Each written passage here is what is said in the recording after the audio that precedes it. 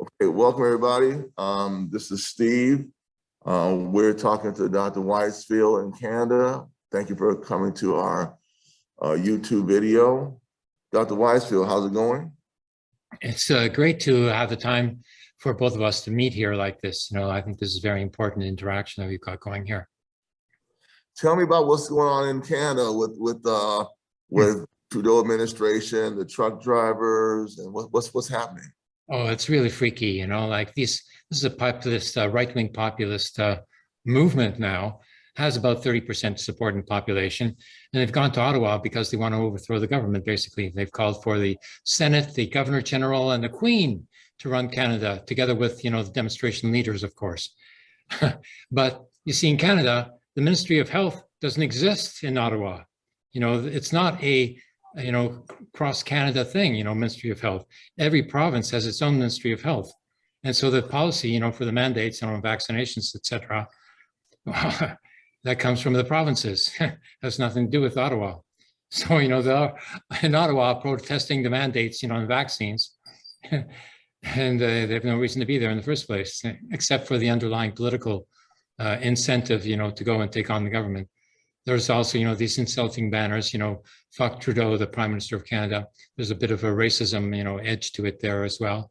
And one of the demonstrators, I heard interviewed on the local student radio station here at CKOT, saying that, oh yes, there were some Nazi flags there. There were 3 Nazi flags, but they weren't necessarily being supported by the demonstration, as if they didn't have the responsibility of kicking them out or beating them up. Yeah, they were just sort of normal. Exactly. One Nazi flag is enough. Yeah. So one KKK flag, one Confederate flag is enough. Yeah. And if it's there and they let it stay there, that means that they, accorded to legitimacy to be there in the first place. It cannot be allowed to stay even 1 second. Yeah. I agree. When they show it has to be literally draped down quickly, and there's no argument. It has to come down. Same problem arises at a lot of Palestinian demonstrations. People come, and try to get, some attention by putting up, some provocative, ambiguous anti-Semitic thing, or other, targeting. Has to come down. I tell them to either take it down or leave, and Palestinians back me up on that every time. No problem. Yeah. Well, that's good. That's good. So what does it seem like at this point? The protest is continuing. We have members of some of the working class have been tricked, fooled, or conned into supporting these anti-vax conservative rightists. Yeah. It appears that there are movements in Europe. Yeah. To at least a verbal attempt to try and spread this to Europe and the United States. What do you think? Yeah. Oh, yeah. There's plans to take over Washington, and they could do it, but it's, it's not that they have that much support, in terms of activists. They maintain their protest in Ottawa with a couple of hundred, but a couple of hundred, like truckers with trucks. Well, it doesn't look like a small little demonstration. That means nothing. It's immense. It takes over the whole downtown of the city. Okay, and then on the weekends they get, popular support coming out to back them up as well. And then they close down the bridge to the United States, Detroit. A quarter of Canada-U.S. trade goes through that bridge, So Biden had to call up, the Prime Minister of Canada and tell him, that he'd better do something about it. So then he finally sent the police and they just cleared off, a few dozen truckers, and they were letting them, close down the border. If it was anybody else, they'd be long gone. And they wouldn't be just long gone to be free. They'd be long gone in prison too. Yeah. That's very true. I mean, it's really interesting when rightists make their, like the attempted coup on January 6th. Rightists make their stances. Their kid gloves are put on by the cops, and initially in DC they were kid gloves put on by the cops and the National Guard. But if a community organization based on demands for justice and equality were to try such a thing, they would really be arrested. It would be no problem. This is get them off the streets by any means necessary, and that's it. Yeah. You know, including beatings. well, including, I mean, in Portland a couple of years ago, when it was many Black Lives Matter demonstrations were going on, it's been exposed. Portland activists said something was going on at the time, but the major media tried to cover it up. The FBI came in, some secret federal agencies came in, were just taking people off the street. They were just taking them in the streets, put them in these dark vans, and no one ever knew what happened. And they were taking people off the street, literally. It wasn't there was no issue about your rights. No, let's get rid of you. Get out of here. Yeah. So, I think everyone's watching. Not everyone, a lot of people watching what's happening in Canada. What I found very interesting about Canada is that it seems to me the way politics is organized around there, a certain level of allowance was given to the demonstrators. I'm trying to recall like mass rebellions, lootings, demonstrations that kind of, quote, got out of hand in Canada. I know that there are many, but I'm sure there have been, but they don't get the same media attention that they do here. It seems as though these truckers, the political people behind this movement knew they could get away with it for a while, or perhaps they had allies oh yes, they have backing from police. They're getting contact from police, they're getting people from the military. A lot of them have been are ex-military, and they're getting funded, from the Conservative Party of Canada as well. Right. So those guys, they don't have to go to work. They're just sitting there. That's it. And so you have this political support that they obviously have, and they know the terrain of the Canadian political scene, and pull this off, and they've been successful. And like it or not, they were successful in blocking roads, closing down border crossings, impacting the profits of major corporations. And they can sit back, okay, this time we got this, next time we do this. So I thought it was very, very interesting. In this country, last week there was an expose. The CIA, no one should be so. First of all, I have no legitimacy in the CIA as following the law. I'm concerned they break the law whenever they want to break it. They do whatever they want to do. But there was some exposés recently about the CIA keeping files on American citizens. And there was some big to-do. Some senators wrote some letters. Some of them were released to the press. They were redacted, of course, was always the thing. We have to redact this. What files they're keeping on Americans. It was a big story, but the American news cycle just churns stories. Unless it's something that's so-called earth-shattering.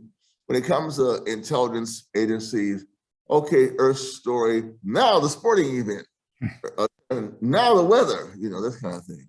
But the CIA has been keeping files on Americans, and this is what forced Edward Snowden to seek exile a few years ago. And it's telling that groups like the Maoist Internationalist Movement have always warned leftists. They warned us, don't be so free about your information, about who you are, how you do things, about your telephone records. I was warned by an activist 20 years ago, a brother named Al Thrasher. He said, make sure that you conduct yourself as far as your affairs in a way that they can't bring scrutiny to you, because the cops are out there, they're looking at what you do, they're keeping files, whether it's legal or not, to try and profile you and also keep records of what you're doing. And I just find it interesting that these agencies do what they want to do, get away with whatever they want to get away with, and there's no accountability. Ever. There's no accountability, which shows the strength they have within the capitalist framework. I find it very interesting. Yeah. It's the same thing, with the nation state of Israel. Their state, works for itself. I mean, and it exists not only in the territory that it administers, both the occupied territories and its principal territories. It operates, like elsewhere, wherever the Jewish people are living. Every Jewish organization is taken over by a state institution directed by, the Zionist money and the Zionist state officials even, Here in Canada, the Canadian Jewish Congress was shut down by Bernie Farber. He even threatened to beat me up when I objected to at the plenary of the Canadian Jewish Congress. And they shut it down. And they replaced it by the Israel Jewish Affairs Committee, something like that, totally controlled, by the Zionist bloc. And, they're backed by the Jewish national bourgeoisie, which is pro-Zionist because they're Canadian Jewish. They don't care about, like anything because they've, got themselves a secure place. And so they think that, they just need, Israel as a backup, in case the national bourgeoisie has to flee. That's about as far as their Jewish, national interests carry them. And then they, stop any sort of, fight against real anti-Semitism here because they happen to be allies of Israel. So, they're totally useless. Yeah, nation state, it's got to go. I mean, like it was founded by Hegel in Prussia in 1648, like who the heck needs that stuff again? And it's caused all those wars in Europe. And then the Holocaust was based upon that principal idea as well. No, it's disgusting. Yeah. But can you review that one more time about the role of the Israeli state in controlling Jewish organizations internationally? This is something that I wasn't aware of at all.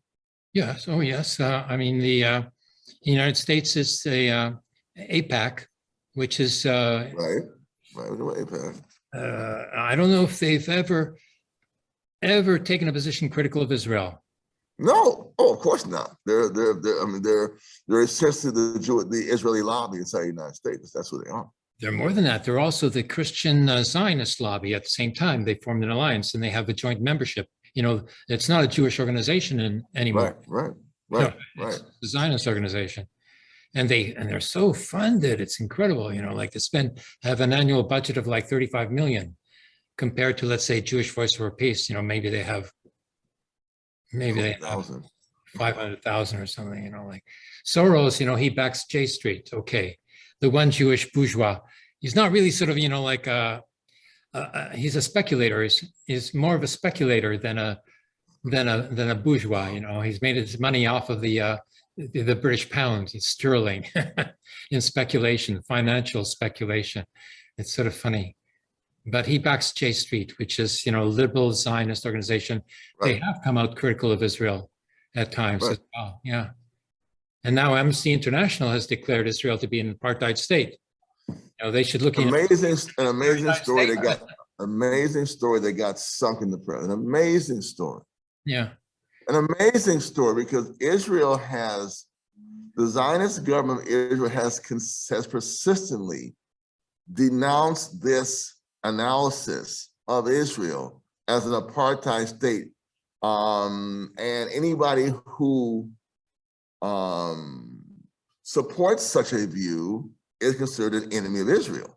Yeah. So it's international to say this, and there are no revolutionaries by far, no, they're not. Yeah. But for them to say this is clearly a victory to a certain extent within those circles of the analysis that Israel is an apartheid state. Because the Jewish Israel fundamentally considers that analysis to be an anathema to Israel's existence. Yeah. Say they're apartheid, it just brings legitimacy to the cause for Palestinian freedom. Yeah, and it makes me think as well, that the United States should be declared an apartheid state as well, but they won't do that. No, they won't do it. But if those who are engaged in the mass struggles continue to expose the imprisonment of activists, especially the imprisonment until death of activists. Yeah, this is where I think the U.S. state and federal prison agencies and the role of I know I can't prove it, the role of the government in making sure these sisters and brothers stay in jail.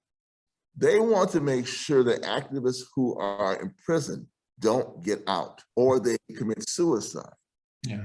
Right now, there's a campaign to free Leonard Peltier. He has coronavirus, which is ravaging the prisons.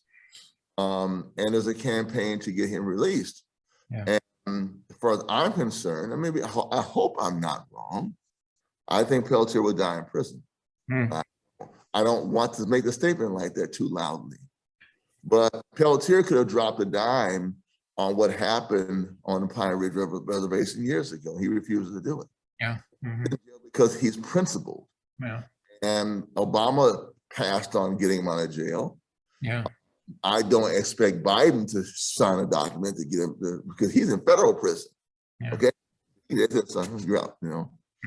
And I hope my statement isn't meant to say I denounce programs to free him. I think we have to educate more people about Peltier's case, but they want him to die in prison or get out, and 2 weeks he's dead.